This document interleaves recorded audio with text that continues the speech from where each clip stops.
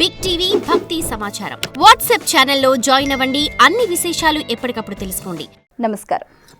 ఆండాళ్ తిరువలిగలే శరణు.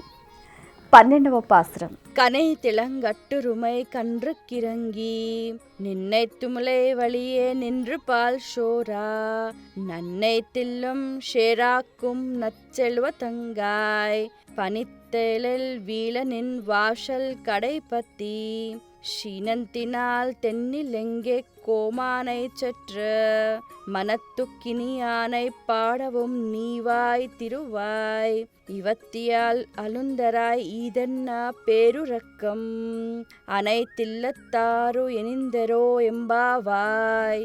ఈ పాసురమున సంపద గురించి, గుణగణాల గురించి చాలా అద్భుతంగా వర్ణిస్తూ ఉన్నారన్నమాట.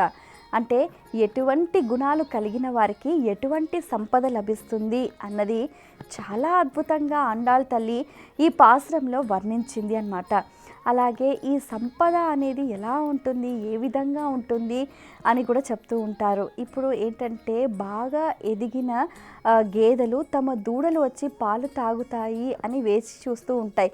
ఒకవేళ దూడలు రాకపోతే పొదుగు బాధచే అవి తాగుతున్నట్లుగా భావిస్తూ అవి పాలు కారుస్తూ ఉండగా ఆ పాలన్నీ కూడా ఆ ఇంట్లో పొంగిపోయి బురద బురద అవుతుంది. నీకు తెలియటం లేదా ఓ లలన? మరి ఇంత సంపద ఉన్నప్పటికీ కూడా సంపన్నుడైన శ్రీకృష్ణుడిని విడవక నిరంతరము అతన్నే సేవిస్తూ ఉన్న ఓ గోపకాంతుని చెల్లెలా లేచిరమ్ము. నీకే మేమంతా కూడా గుంపులు గుంపులుగా భగవన్నామ స్మరణ చేస్తూ నీ వాకిట ముందర వేచి ఉన్నాము. అయితే ఇప్పుడు మన కోసం మన వాకిట్లో వేచి ఉన్నారు అని అంటే అది ఎంత గొప్ప విషయం చెప్పండి. పోనీ వారు ఎంత ఒక సత్సంకల్పం వారిది, అవునా? సామూహికంగా ఒక సాధన చేస్తూ ఆ భగవతత్వంలో వారు లీనం అవ్వటానికి వారు చేసే ఒక ప్రక్రియ, అందరినీ భాగస్వాములు చెయ్యాలని. ఇప్పుడు ఆ ఉన్న 4 గోపికలు 5-6 గోపికలు వాళ్ళే వెళ్ళొచ్చు కదా, అలా కాదు. ఆండాళ్ తల్లి అదే చెప్తుంది. ఉన్న ఊర్లో ఉన్న ప్రతి ఒక్క అమ్మాయి కూడా ఒక తాటి మీద నడిచి ఒక తత్వం వారు అనుసరించి ఆ పరంధాముని చేరుకోవాలి అని నిజంగా లక్ష్మీదేవి ఆండాళ్ తల్లిగా అందరిలో కూడా భిన్నత్వంలో ఏకత్వాన్ని కూడా చాటుతూ ఎంతో చక్కగా అందరినీ ఐకమత్యంతో ఒక చోటకు చేర్చే ప్రయత్నం చేస్తుంది. ఇంకా గోపికలు అంటూ ఉంటారు, అయ్యో తెల్లవారిపోతోంది, ఇక్కడేమో మా పైన మంచు కురుస్తోంది, మేమంతా తడిసిపోతున్నాము మంచులో. అలాగే నీళ్లు చూస్తేనేమో సంపదతోటి ఇట్లా అంతా బురద బురద అయిపోతుంది, చూసుకోవట్లేదా ఓ లలనా అని చెప్తూ ఉంటారు. అలాగే తన భార్యను ఎత్తుకుపోయిన ఆ లంకాపట్నంకు రాజైన రావణాసురుని సంహరించిన ముని జన మనోభిరాము అగు శ్రీరాముని కీర్తిస్తూ మేము పాటలు పాడుతున్నాము. నీ చెవికి సోకటం లేదా, నీకు వినపడటం లేదా? మేము ఇంతగా శ్రీరామచంద్రుని కీర్తిస్తున్నామే. అసలు సుందర సుమనోహర రూపమైన ఆ శ్రీరాముని గానం చేస్తుంటే మాకే తనువు మనస్సు ఆనందంతో పులకిస్తుంది. మరి నీ చెవికి సోకటం లేదా ఓ లలన అంటూ కూడా అక్కడ శ్రీరాముని గుణగణాలు మనం గమనిస్తే కూడా ఒక్కొక్క పాశ్రంలో కూడా ఒక్కొక్క భగవత్ తత్వాన్ని కూడా చాలా అద్భుతంగా వర్ణిస్తూ ఉంటారనమాట. నీ చెవికి సోకటం లేదా, లేచి రావమ్మా, నీకై మేమంతా కూడా వేచి ఉన్నాము అని చెప్తూ ఉంటారనమాట. ఇక్కడ ఈ పాసురంలో ఏంటంటే పోయి గయాళ్వార్ అనే ఒక గోపికను వాళ్ళు నిద్ర లేపుతూ ఉంటారనమాట. అయితే ఇక్కడ ఏంటి అని అంటే ఇక్కడ గేదెలు దూడలు అంటే ఏంటి, ఆచార్యులు శిష్యులు, పాలు అంటే సంపద, అంటే జ్ఞాన సంపద, అంటే స్వచ్ఛమైన సంపద అన్నమాట. అలాగే మనం గమనిస్తే కూడా మన నిద్ర అనేది ఏంటి అని అంటే నిద్రలో కూడా 2-3 రకాలు ఉంటాయి. మనం ఒళ్ళు మరిచి నిద్రపోతున్నాము అని అంటే తామస గుణం ఎక్కువైనట్టు లెక్క.